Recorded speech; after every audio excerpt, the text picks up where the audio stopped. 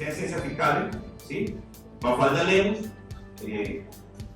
encargada de todos estos temas también en MUR de Venezuela, y quien tiene la oportunidad, o mejor dicho, tenemos nosotros el gusto, el placer y la oportunidad de disfrutar del compartir de sus conocimientos y que nos permita seguir creciendo para este mejor país. Mafalda, muchísimas gracias por venir y un importante aplauso para ella.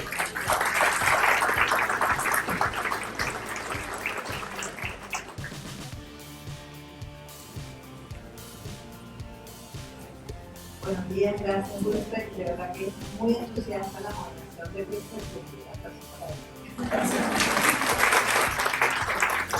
Agradecemos nuevamente al Colegio de Contadores Públicos de Miranda por esta invitación, siempre es un placer poder contribuir a la difusión de conocimiento y experiencias prácticas en todas las materias tributarias.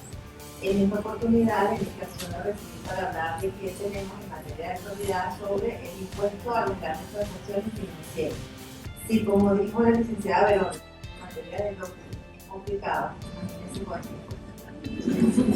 tenemos ya un año desde la última reforma y quizás en esos meses teníamos la esperanza de que iba a salir alguna clase de reglamentación que facilitará nuestra labor de todos ustedes como contadores en la aplicación de esta norma, pero no ha sido necesariamente así. Vamos a repasar hoy qué ha ocurrido de nuevo en esta materia y cuáles siguen siendo los principales problemas prácticos, dada la complicación que tiene la redacción de su o la omisión de reglamentación. Por razones de tiempo no nos podemos pasear por toda la estructura del impuesto, pero sí vamos a poner el énfasis en lo que sea más relevante hoy en día, un año después de esta última reforma que ocurrió en febrero de 2020. Pues vamos a comenzar haciendo un breve repaso de lo que hay. Siempre es una recomendación conocer de primera mano cuáles son las condiciones vigentes que hay que utilizar cuando se va a aplicar el mismo. En primer lugar, la reforma parcial de esta ley que se publicó en febrero de 2022, que en su vigencia es de marzo de 2022 en el pueblo. Sigue siendo la única ley que tenemos, pero no olvidemos que esta ley originalmente surge en enero de 2016, solo que la reforma del año anterior fue bastante relevante en cierto tipo de operaciones. Entonces, no es un impuesto nuevo, lamentablemente llegó y se quedó, pero debería ser todo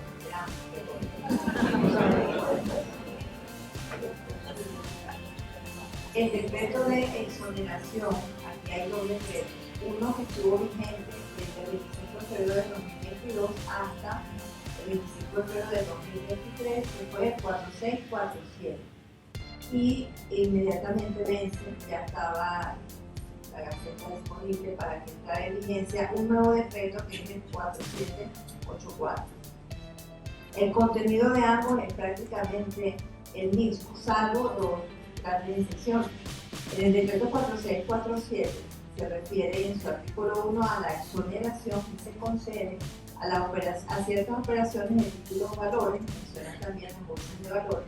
En el 4647 no se mencionaba la bolsa agrícola. En el decreto 4784 sí se menciona precisamente la bolsa agrícola, esa es una de las novedades. Con relación a las operaciones no sujetas, que va a ser un tema de mayor detalle en unos minutos, quedó exactamente igual. Y era una expectativa que tenían todos los competentes que iba a pasar cuando se comenzó a título de operaciones. Entonces, ya sabemos que el decreto 4647 no está vigente, está vigente el 4784. La providencia mediante la cual se designó a los sujetos pasivos especiales como agentes de percepción de los intereses fue la publicada en marzo de 2022, sigue vigente, no hay otra. La providencia mediante la cual se designó a las instituciones del sector bancario como agentes de percepción está publicada en enero del 2016, no ha habido otra.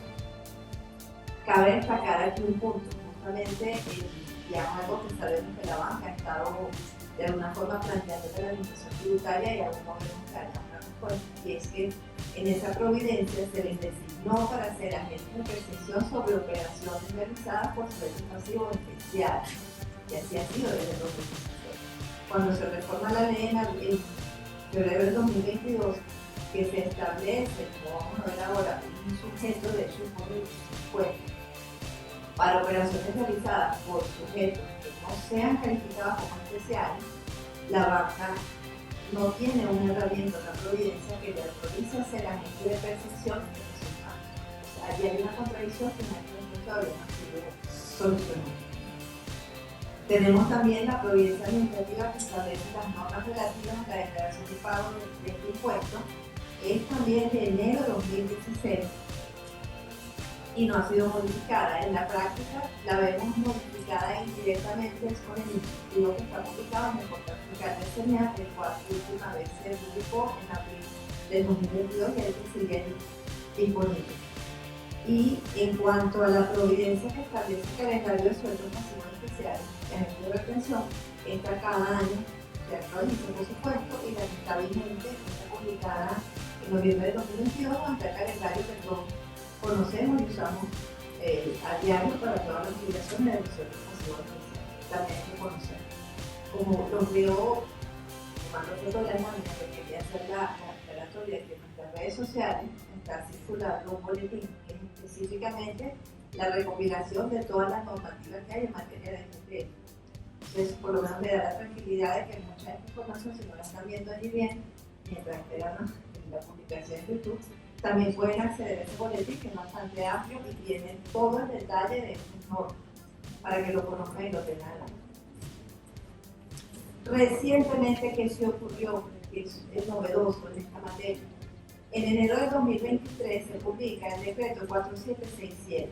Este decreto, en su artículo 1, establece una exoneración en materia de impuesto de valor agregado, de impuesto de importaciones y de la tasa de régimen aduanero para operaciones relacionadas con la venta en el territorio nacional de combustibles derivados de hidrocarburos.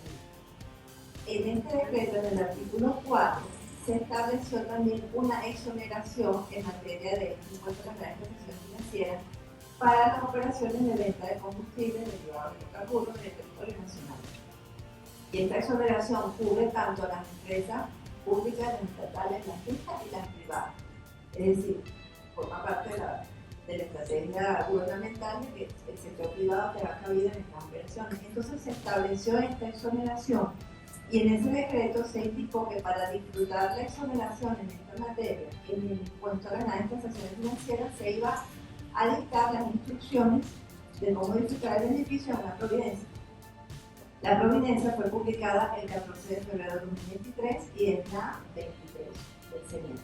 Allí se establecen cuáles son esos requisitos. Básicamente el requisito es designar, o sea, identificar una cuenta bancaria que es la que se va a utilizar específicamente para esas operaciones, y eso se reporta al CNEA, el CNEA lo reporta al sistema bancario, y de esa manera es que quedan exoneradas las operaciones realizadas a través de esa cuenta por parte de cada sujeto que se vea favorecido con esta exoneración. Desde el punto de vista de que se ha publicado nuevo, esto es muy nuevo. Todo lo demás es lo que tenemos en el año 2021. Adicional a la normativa como tal del IGTF, siempre es bueno recordar que tenemos que conocer el Código Orgánico Tributario, que es su última reforma en enero de 2020, indirectamente la normativa en materia de emisión de facturas y otros documentos, que fue publicada en el año 2011, la providencia 71, y con relación a impresas de máquinas fiscales, me disculpo por el error de que se copió el dato anterior, la providencia está publicada en noviembre de 2018 y en la 0141 del 16 de octubre de 2018, publicada en la Gaceta del 6 de noviembre de 2018. Allí no es que se hable del IGTF, todo lo contrario, simplemente que cuando vamos a, en la práctica, implementar ciertos cambios o ciertos procedimientos en materia de facturación o máquinas fiscales, también hay que tener como referencia el marco que rige esa materia. En el caso del Código Orgánico Tributario, una de las cosas más relevantes es saber si le gusta la sanción. Y ese es un poco el mensaje que quiero dejar en esta oportunidad. Sigue siendo un impuesto complicado en cuanto a la interpretación de las normas. Si uno se equivoca en algo y luego no es el criterio que manejaba la administración tributaria, hay un riesgo de una sanción. Las sanciones hay que conocerlas. Para medir un riesgo y asumir un riesgo hay que entender el tamaño de la sanción. No es lo mismo equivocarse con un impuesto omitido propio que con un impuesto percibido. La diferencia puede ser por ejemplo, la omisión de una percepción, el agente de percepción corre el riesgo de una muestra de 50%. En cambio, en la omisión de un impuesto propio, si el deposito lo paga con retardo, puede ser un 0,25% diario o puede ser un 30% casi preparado. Las proporciones son muy distintas. No pagar una percepción a tiempo puede causar una multa, por ejemplo, de 1000% si lo detecta una fiscalización y yo no me he enterado. Entonces, las proporciones son tan grandes que, como contadores, es nuestro deber, yo me siento contadora, puede estar pensando así, conocer bien al detalle estas sanciones y que las personas a quienes asesoramos o a quienes asistimos entiendan el bien de cualquier decisión que se esté tomando. Antes entonces ya de entrar en materia de INPF, quiero resaltar 3 artículos que están en el Código Orgánico Tributario referidos a la interpretación de las normas. ¿Por qué las menciono? Porque justamente es uno de los principales problemas que tiene este impuesto. Todos los métodos admitidos en derecho se pueden utilizar para interpretar normas tributarias, pero cuando se trata de exenciones, exoneraciones, rebajas, desgravámenes o beneficios de incentivos fiscales, se tienen que interpretar de forma restrictiva. La analogía sí es admisible para formar un vacío legal, pero en virtud de la analogía no se pueden establecer ni tributos, ni exenciones, ni exoneraciones, ni beneficios, ni justificar ilícitos, ni establecer sanciones. Cuando algo no se puede resolver con las disposiciones del Código Orgánico Tributario o de la propia ley especial de la materia, pues en orden de apelación se utilizan normas tributarias análogas, principios generales del derecho tributario y así se va a ordenar. Entonces, ¿cuál es el problema práctico en materia de INPF? Que cuando las cosas no están claramente redactadas y el usuario de la norma no sabe qué hacer sin riesgo y decide interpretar, aplicar por analogía, etc., tiene que tener presente los límites de estas interpretaciones. Y por eso es que sigue siendo lo más aconsejable presentar una solicitud de consulta ante la Administración Tributaria expresando cuál es la opinión del contribuyente para que la Administración Tributaria le diga si está de acuerdo o no. Esto es una estrategia que a veces no se usa por el temor de que llame la atención o porque se siente ineficaz, ya no me van a contestar nunca, no, a veces se contestan tarde, pero no contestan. Lamentablemente no hay una conducta reiterada de poner a disposición del público las consultas, como antes, hace muchos años, se publicaban inclusive en todos.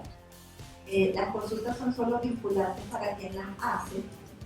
Yo puedo tomar la consulta de otro contribuyente como una referencia, pero eso no significa que a mí me vaya a contestar lo mismo. Ese es el problema. Entonces, si la decisión que se va a tomar sobre un procedimiento en esta materia de impuestos de responsabilidad financiera es muy relevante, entonces documentar la posición del contribuyente en la consulta es muy útil. Pero aquí les damos un consejo. Si yo hago la consulta de forma abierta y le pregunto a la Administración Tributaria ¿qué debo hacer para tal cosa? Yo no estoy diciendo qué es lo que yo estoy haciendo. Entonces no quedo protegido, porque si la Administración Tributaria no contesta dentro del plazo de 30 días que tiene para emitir su respuesta, y yo como contribuyente actué como lo dije en la consulta, entonces si la respuesta es desfavorable y me contestan no es como usted dice, yo tengo un eximente de responsabilidad tributaria por ese periodo que queda bajo esa protección. Posible que después me reparen, porque no era como yo decía, pero no me pueden sancionar, siempre y cuando se cumplan esos parámetros de la consulta. Si yo hago la consulta en forma abierta y el señor me contesta lo que yo no quiero oír, yo no voy a tener la protección, porque no dije que era lo que iba a hacer. Entonces la recomendación práctica es que si yo voy a analizar e interpretar normas basándome en unos artículos y voy a decirle a la Gerencia Jurídica del SENASA, yo pienso que esto se resuelve de esta forma, corrobore o ratifique que es así, ahí sí puedo garantizar esa protección que permite el procedimiento de la consulta. Ahora sí, repasemos brevemente qué hay de novedad o de aplicación práctica en este impuesto.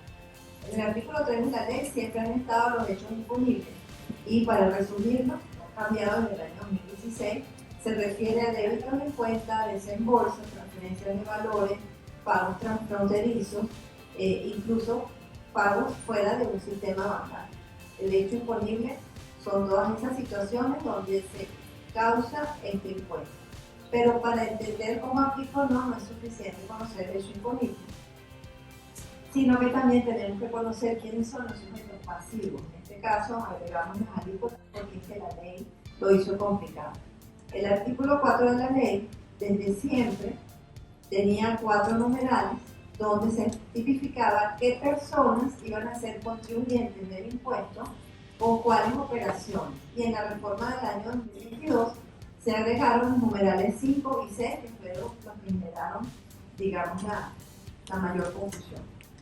Entonces, hay que leer muy cuidadosamente cada uno de estos numerales, casi que sabérselo de memoria, porque dependiendo de la operación y dependiendo de quién la hace, es que va a aplicar el impuesto de una forma o de otra. Y ahí es donde comienzan los pasivos. No pretendo irme al detalle de todos los numerales, pero sí quería resaltar que sigue siendo un año después un problema el numeral 5 y el numeral 6 que surgieron en la reforma anterior. El numeral 5 se refiere a que cualquier persona, no solamente un sujeto especial, es lo que dice la ley, que realice operaciones en moneda distinta del bolívar o de los monedas objetivas autorizadas por la República, emitidas por la República, y se realiza estas operaciones dentro del sistema bancario nacional sin intermediación de corresponsal extranjero, entonces está sujeto a este impuesto. Y luego el artículo 24 le indica que es una alícuota del 3%. Específicamente lo dice así. ¿Cuál es el inconveniente? En la práctica, por ejemplo, si una persona natural, una persona jurídica que no es especial, realiza operaciones a través del sistema bancario, de una cuenta custodia, por no existir una providencia que le dijo a los bancos cómo ser agentes de percepción, en casos no especiales, entonces no está haciendo el posible. Es una operación muy específica en este contexto. Si soy persona jurídica especial, sí, el banco te tiene marcado y todo lo que tú recibes en la custodia va a pagar este impuesto basado en este numeral, paga el 3%, lo percibe el banco. En el caso del numeral 6, que fue lo que le añadió la carga de trabajo a los sujetos pasivos especiales, cualquier pago que un sujeto pasivo especial reciba de cualquier persona, es decir, cualquier persona que le pague a un especial en divisas o por algo que no sea de petro, para simplificar la lectura, y la ley dice que es sin mediación de instituciones financieras. La ley nunca aclaró en este numeral ni en otros numerales qué significa sin mediación de instituciones financieras. Son todas zonas nacionales o zonas internacionales o entonces, esto es una de las cosas que más confusión causa. En el numeral 5 sí dice expresamente sistema bancario nacional sin intermediación de corresponsal bancario extranjero. Pero en todos los demás artículos numerales donde se menciona la expresión instituciones financieras, no aclara cuál institución financiera. Entonces ahí viene el sudoku de estar viendo qué es lo que yo debo interpretar para saber si es o no es, si aplica o no. Cuando el sujeto pasivo especial se convierte entonces en agente de percepción, no por este numeral que da el supuesto legal, viene la Providencia 13 y lo designa agente de percepción. Entonces, ¿qué está ocurriendo en la práctica? En la interpretación más extendida. Por sujeto pasivo especial, cualquier cosa que le pague en divisa, yo voy a percibir el 3%. Así sea una transferencia internacional, porque no tengo claro si es o no es, porque yo no voy a correr riesgo como agente de percepción. Ya que si yo corro riesgo, las sanciones son muy altas. Y aquí vienen los problemas. El sujeto de percepción debería, si va a hacer algo distinto de lo que normalmente los funcionarios dicen en sus intervenciones o en la defensa contribuyente, deberían fortalecer su decisión con una consulta de qué es lo que va a hacer y por qué. Con relación a estos numerales, siempre existió el numeral 3 y el numeral 4, eso no ha cambiado desde 2016, y a veces pasa desapercibido, donde se impone la carga de ser contribuyente de este impuesto a personas que no son especiales. Eso no es bueno. El numeral 3 se refiere a personas jurídicas que sin ser sujetos pasivos especiales están vinculadas a un sujeto pasivo especial. Entonces están obligados a pagar el impuesto por cualquier operación que realicen con cargo a sus cuentas en bancos, instituciones financieras, o sin mediación de instituciones financieras. Ajá. ¿Quiénes son los vinculados? La respuesta no la tuvo la ley. La respuesta está en la providencia del 2016, la número 5, eso ya existía, donde se establece que los sujetos pasivos vinculados son aquellos, se entiende por sujeto pasivo vinculado a la empresa que participa directa o indirectamente en la dirección, control o capital de otra empresa, o cuando las mismas personas participan directa o indirectamente en ambas empresas. Esto amplía el universo de contribuyentes y a lo mejor no nos hemos percatado de que hay una empresa que en especial debería estar pagando IRPF de forma voluntaria, no voluntaria, por autoliquidación. ¿Ok? No porque se lo van a retener el banco no sabe que es vinculado, la que sabe que es vinculado es ella. Y el otro numeral es el 4, donde se establece que son contribuyentes las personas jurídicas no vinculadas a un sujeto pasivo especial, pero que realicen pagos en su nombre. Entonces, un mandatario, un administrador, etcétera, que tenga esa documentación, debería saber que esto existe y que tendría que estar pagando el IRPF por la vía de la autoliquidación. Pero esto no es nuevo, esto siempre existió desde el 2016. Con relación a las exenciones prácticamente en abril de 2022 quedaron iguales a las anteriores, excepto por el numeral 4 que se agregó de operaciones cambiarias realizadas como operador cambiario debidamente autorizado, y lo marqué en rojo porque sobre eso me voy a referir en un minuto. Y que del 5 al 11 todas esas exenciones solamente aplican para operaciones en bolívar o en peso. Si no es así, no aplican las exenciones. Entonces, quiero resaltar un ejemplo práctico.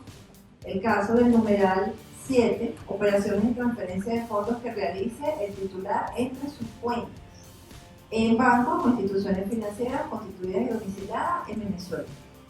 No se aplica cuentas con más de titular. Eso siempre existió y es lo que me permite que si yo paso del mercantil provincial no pasa nada.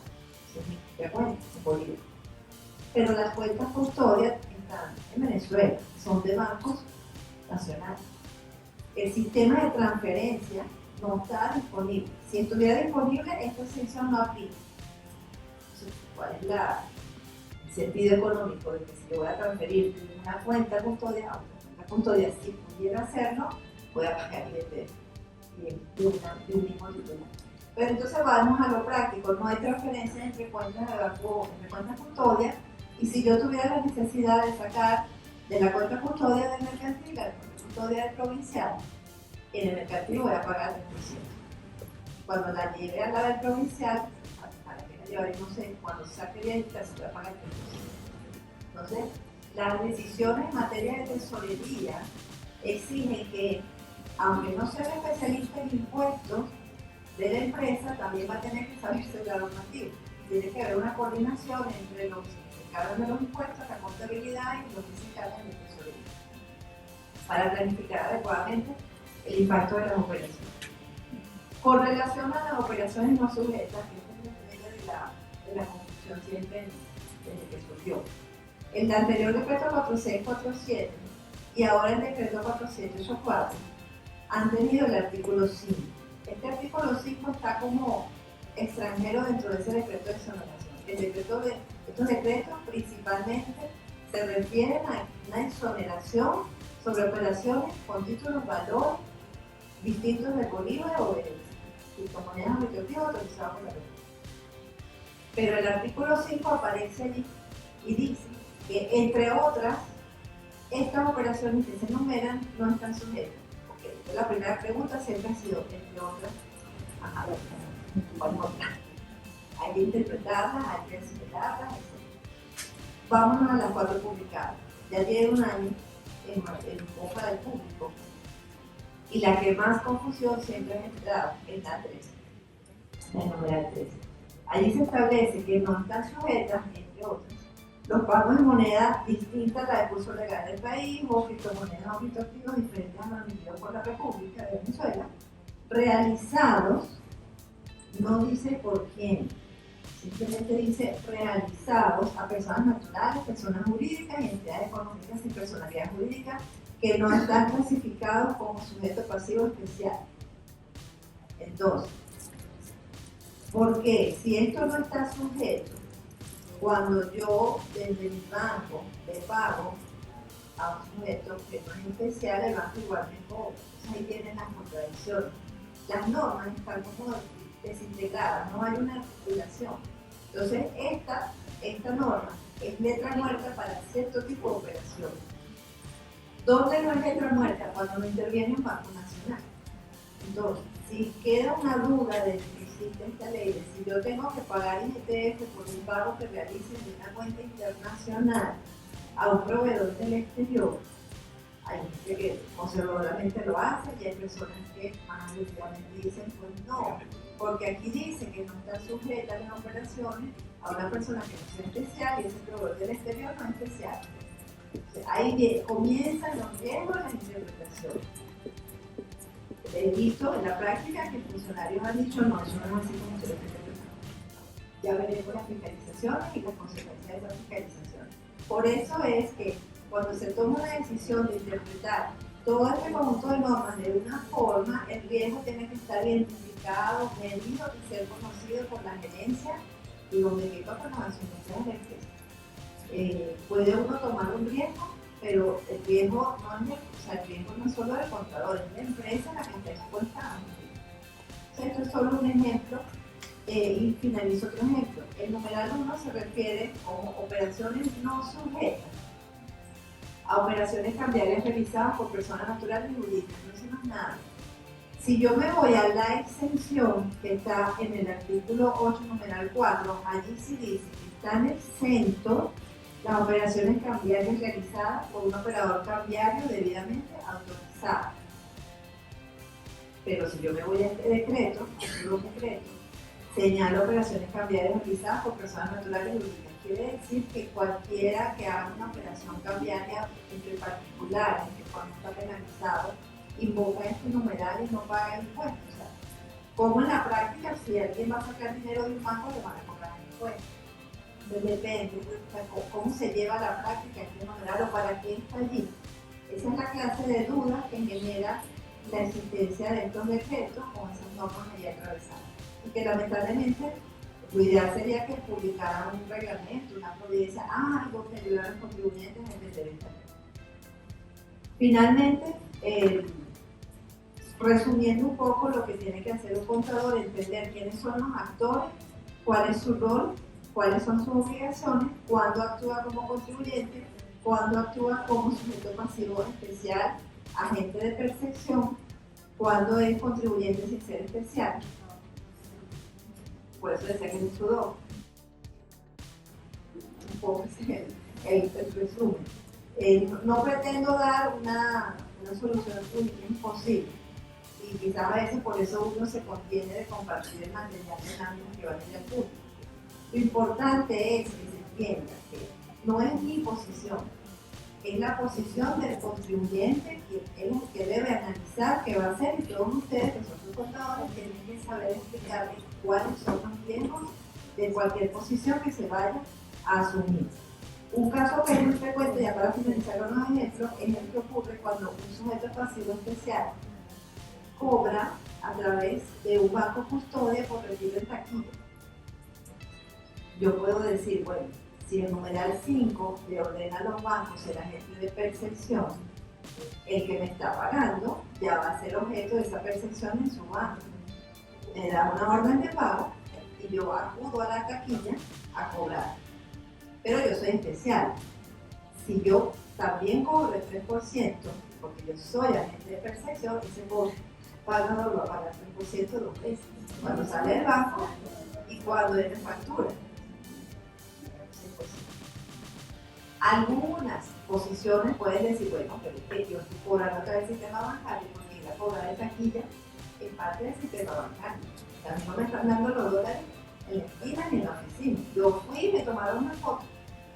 Sí, eso es razonable, eso podría ser un elemento, pero el que va a la taquilla es un mensajero, un intermediario, una persona autorizada. Entonces, cuando uno va a asumir esa posición, si fuera el caso, yo tendría que demostrar en una fiscalización, bueno, aquí estaba mi cliente, yo lo facturé, él me dijo que iba a pagar a través de un banco, aquí está la carta, luego me dijo que yo autorizara a una persona, aquí está la persona autorizada, esta persona es empleado. Y cuando esa persona fue al banco le tomaron la foto. En ese acto de la foto y que le entregan los dólares, por ninguna parte aparece mi nombre. Entonces, ¿cómo yo voy a demostrarle al funcionario que todo eso ocurrió y al que el sistema bancario? Que por eso es que yo no percibo el impuesto. O sea, ahí estoy tomando un riesgo y tengo que medir bien ese riesgo si esa va a ser la posición. Al final, oferta y demanda, la mayoría termina diciendo, mira, te pago no voy a recargando ni asumiendo riesgo. Entonces, bueno, este es un ejemplo práctico de por qué yo insisto que la normativa no. Para concluir, recomendaciones prácticas en un orden lógico para los que tienen a su cargo con ustedes y esto funciona en las empresas. Recopilar la normativa, por supuesto, como hemos hecho hasta ahora, y estar atentos a todo lo que se publica. En este punto cabe destacar que a veces hay publicaciones no oficiales, como el famoso instructivo de preguntas y respuestas frecuentes que se coló el año pasado. Hoy en día las redes sociales son impredecibles. Entendí siempre que eso era un documento interno del CENIAC que recopilaron para que los funcionarios le dieran las respuestas al reconocimiento. Pues salió al público y se ha convertido en un documento de consulta, pero eso no es oficial. O sea, lo único que puede ser oficial es la respuesta que me den a mí por escrito como consentimiento. Por eso es que hay que hacer oficialmente la consulta. Inventariar todas las operaciones de pago y cobro que realiza una entidad, medios de pago usados y sujetos con los cuales se relaciona en su lógica. ¿Qué es lo que voy a hacer en cada caso? ¿Dónde aplico 2? ¿Dónde aplico 3? Hablo de dejarito. Preparar su matriz adaptada a las características del negocio. Su negocio no es igual a otro negocio, eso es importante tenerlo presente. Yo como contador puedo tener varios clientes y cada negocio es uno. Entonces yo no puedo decidir por los clientes, mira, yo esta es mi fórmula y la aplico a todos. No, tengo que consultar con cada cliente para estar consciente de que él asume el riesgo sin que haya una interpretación en el medio. Consultar los criterios formalmente al CENIAC para que el cliente pueda proteger la decisión que tomó por el tiempo que sea válido esa protección. Identificar bien todos los parámetros de los sistemas administrativos y contables para que se dependa lo menos posible de la voluntad humana para aplicar el impuesto, es decir, que sea lo más automático posible, ya que en la voluntad humana puede haber un error, una omisión, y las omisiones pueden generar sanciones. Determinar cuáles son todos los reportes con los que cuente, que es obligatorio tener para documentar sus operaciones como contribuyente y como agente de percepción, y establecer cronogramas de análisis quincenales para que no se le quede ningún impuesto sin pagar o sin esperar en el caso de que sea una percepción. Este impuesto es muy odioso, da demasiado trabajo y el riesgo que se asume por una decisión mal planteada, al final lo tiene el asesor, el contador, el contribuyente, y no se debe tomar a la ligera la decisión, se debe tomar en un procedimiento. Espero haber sido de utilidad con estos comentarios y quedamos en la orden como siempre.